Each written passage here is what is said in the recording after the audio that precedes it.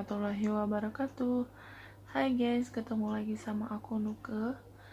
Dan di video kali ini ada yang berbeda. Aku nggak mau review suatu produk dan nggak mau tutorial juga. Tapi aku mau berbagi pengalaman sama kalian semua tentang pengalaman pribadi aku. Aku pernah ketipu gitu guys. Jadi ini buat pengalaman aja sih buat kalian. Semoga kalian gak mengalami hal yang sama apa yang aku alami waktu itu.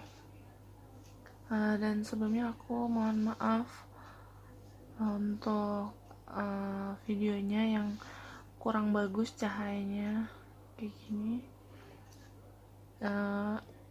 Untuk videonya yang standar kayak gini, aku mohon maaf banget ya guys. Di sini aku cuma mau cerita aja. Jangan lupa untuk subscribe channel aku supaya channel aku bisa berkembang lagi dan aku bisa bikin video-video yang menarik buat kalian semua. Terima kasih. Pokoknya kejadian itu tahun 2019 lalu, itu di bulan September. Pada saat itu aku lagi bukan bangun tidur sih, aku lagi ngantuk gitu guys, mau tidur ngantuk. Terus aku dapat telepon gitu dari bank penerbit kartu kredit aku. Itu nomornya bener-bener nomor bank, dan pada saat itu aku nggak curiga gitu guys, karena itu kan nomor bank. Biasanya kalau ada telepon biasa gitu yang telepon aku nggak pernah angkat, tapi itu karena nomor bank aku jadi angkat. Dan sebelumnya sih, sebelum ada telepon itu, aku dapat SMS gitu dari bank. Biasa aku belanja, kalau aku belanja kan biasa dapat SMS gitu. Terus aku dapat SMS, Anda telah berbelanja gitu, di kayak belanja pulsa gitu sebanyak 1 juta. Tadinya aku sempet masih hirauin aja gitu. Terus nggak lama kemudian, nggak selang beberapa menit gitu, aku ditelepon. Nah, teleponnya itu nomornya dari bank, depannya itu 021.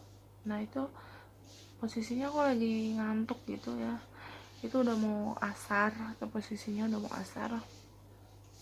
Namanya kita kaget gitu ya, dapat SMS kayak gitu, terus ada telepon, nomornya aku pikir bener-bener dari bank.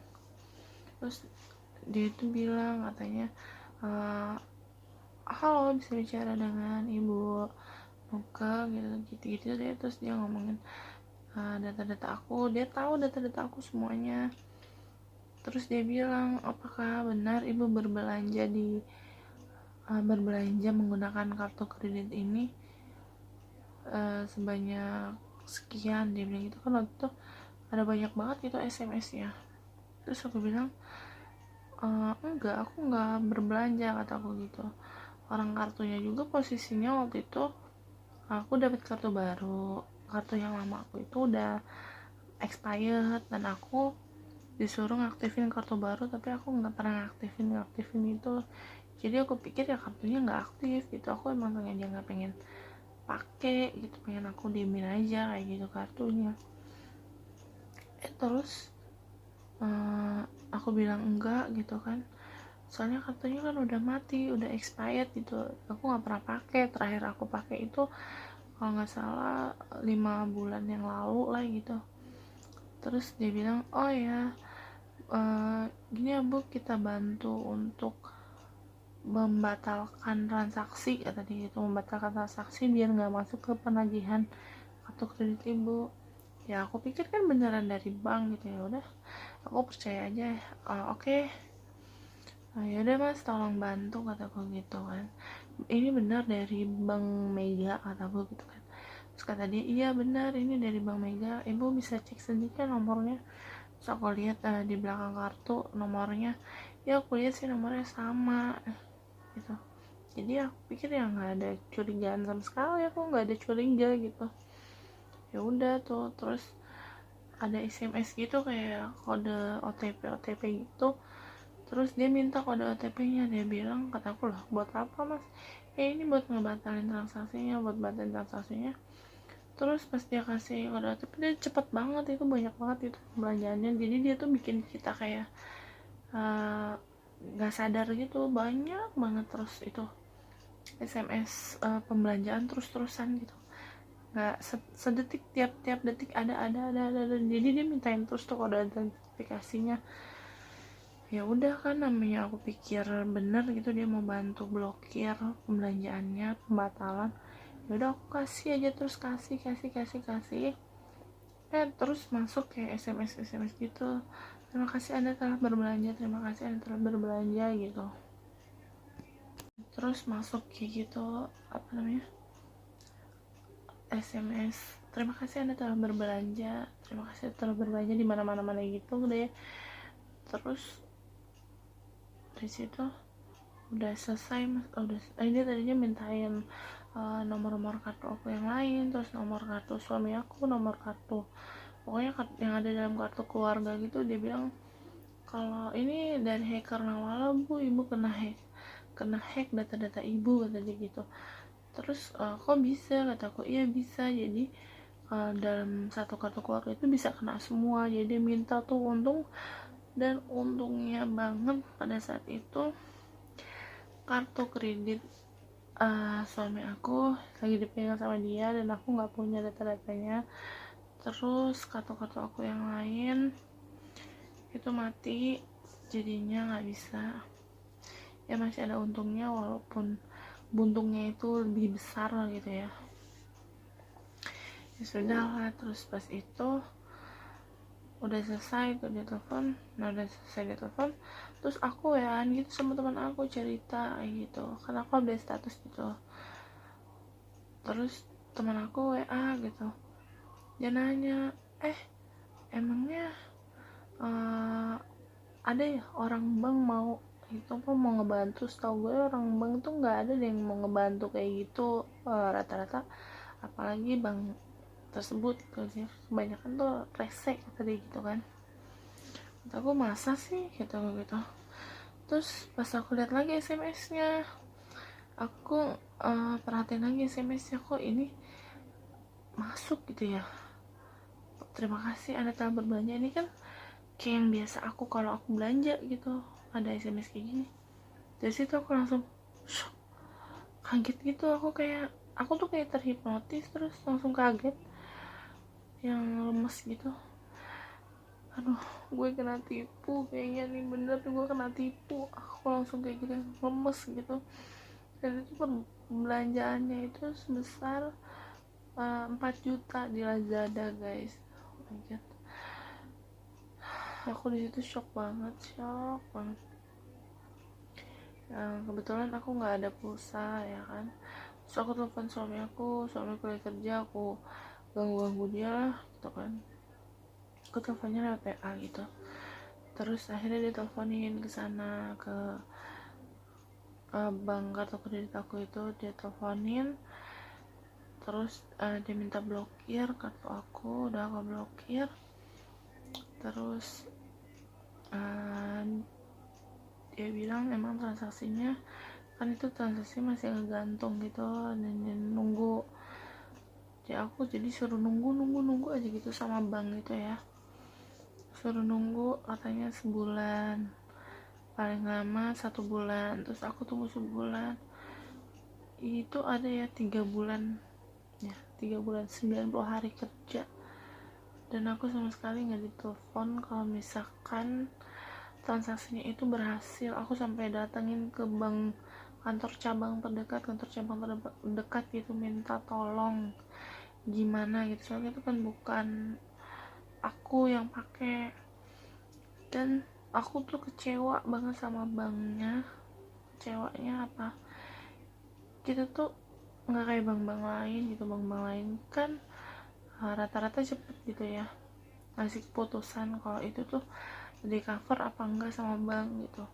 Jadi bank itu lama banget, yang aku tahu sih ya, lama penanganannya, lama. Terus pas tiap telepon tuh jawabannya selalu beda-beda gitu, yang bikin aku kecewa selalu beda-beda. Ada yang bilang Kan aku bilang udahlah, aku kalau kayak gini aku mau tutup aja kartunya gitu, mau aku tutup. Terus customer service-nya dia yang bilang, oh kenapa mesti ditutup, bisa kok, ada jalan kok, gini-gini, ntar pasti kok ada jalan, bank tuh pasti ngasih keringanan, entah bunganya yang dicabut apa. Jadi kayak soal tuh harapan palsu, tau gak? Harapan palsu banget. Jadi tau gak sih guys, jadi aku tuh nunggu ya sebulan, aku balik lagi ke kantor cabang minta dibantu, aku telepon lagi ke sana, ke kantor pusat, tapi nggak ada inian sama sekali gitu. Cuman suruh tunggu, dan sampai pada saatnya 3 bulan itulah batas kesabaran aku habis gitu ya. Ya sudah, aku datang lagi kantor cabangnya dan aku telepon lagi ke kantor pusatnya, dan disitu dia bilang katanya transaksinya itu sudah berhasil dan ditangguhkan kepada si pemilik kartu, jadi kepada aku, jadi nggak ada keringanan sama sekali dari bank gitu, nggak ada. Terus aku bilang kenapa nggak ada konfirmasi, sampai saya harus menunggu sampai 3 bulan namanya, dan berbunga gitu ya kan, padahal tiap bulan aku bayarin itu minimumnya, dan kadang lebih dari minimum, tapi itu sama aja guys. Jadi kalau kalian tuh ya, aku kasih saran aja ke kalian, kalau kalian itu punya cicilan kartu kredit, itu sih bukan cicilan, apa ya, pemakaian kartu kredit, jadi kalian tuh lebih baik bayarnya jangan di minimumnya. Karena kalau kalian bayar di minimumnya, misal kalian belanja 4 juta nih, terus kalian bayar 400.000, nah bulan depan itu uh, apa sih namanya, kayak bunganya, charge-nya, inilah itulah, itu gede. Jadi kalian tuh sama aja kayak bayar cuma 200.000 gitu. Dari situ aku yang bener-bener, ya Allah, aku kok begini banget gitu, apa aku kurang amal, apa aku banyak dosa atau apa ya, sampai aku kayak gini gitu. Padahal itu kartu niatnya aku pengen tutup, aku diemin aja, aku pikir ya udahlah, aku udah nggak kerja gitu kan ya, jadi ya aku nggak pakai, kartunya juga udah expired gitu. Itu kebodohan aku, bener-bener ngerasa paling bodoh, bener-bener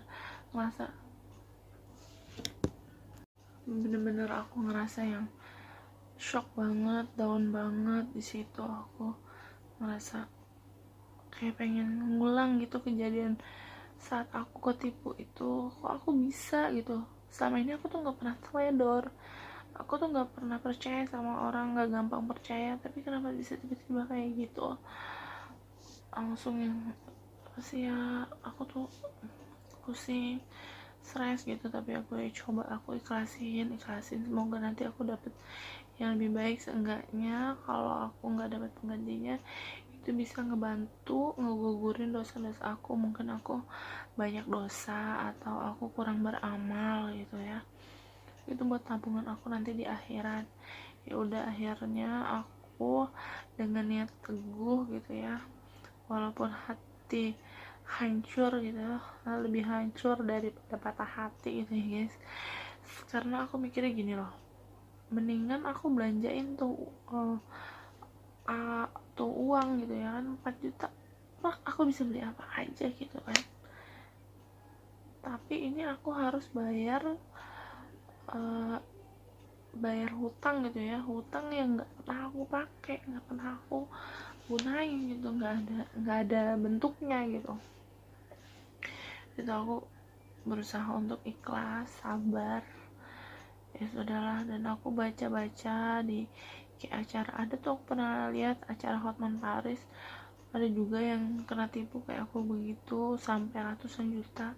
Dan aku bersyukur aku masih bisa bayar itu, si perbuatan si penipu itu, dan aku langsung tutup aja kartunya.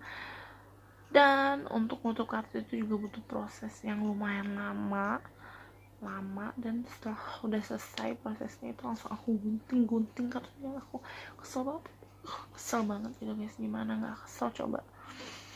Hari aku untuk coba untuk ikhlas, sabar, tawakal, dan aku gak mau nginget-nginget kejadian itu lagi. Dan di sini aku hanya sekedar sharing ke kalian aja, berbagi pengalaman aku, gimana aku pernah ditipu sama orang yang gak dikenal gitu, yang mengaku-ngaku dari bank penerbit kartu kredit. Jadi di sini aku mau kasih saran aja, kalian harus hati-hati walaupun ada telepon yang sama nomornya kayak bank gitu, dan ternyata dia tuh bukan bank. Kalian harus lebih hati-hati, lebih waspada, karena benar kata Bang Napi, kejahatan itu ada di mana-mana, dan kejahatan itu ada karena, bukan karena ada keinginan atau apa sih, udah. Dan pokoknya kejahatan itu ada di mana-mana, di sekitar kalian pun banyak kejahatan apapun itu banyak banget. Bukan hanya karena ada niat, tapi ada kesempatan dan keteledoran. Jadi aku saranin ke kalian harus lebih waspada, harus lebih hati-hati, harus lebih peka gitu sama lingkungan yang terjadi. Oke, segitu aja share aku kali ini tentang pengalaman aku yang pahit, dan semoga kalian tidak mengalami hal yang sama seperti aku. Dan buat kalian yang pernah mengalami hal yang sama seperti aku, bisa komen di bawah gimana cerita pengalaman kalian, pahit manisnya tentang pengalaman kalian itu ditipu. Sampai ketemu lagi di video aku selanjutnya. Dah, assalamualaikum warahmatullahi wabarakatuh.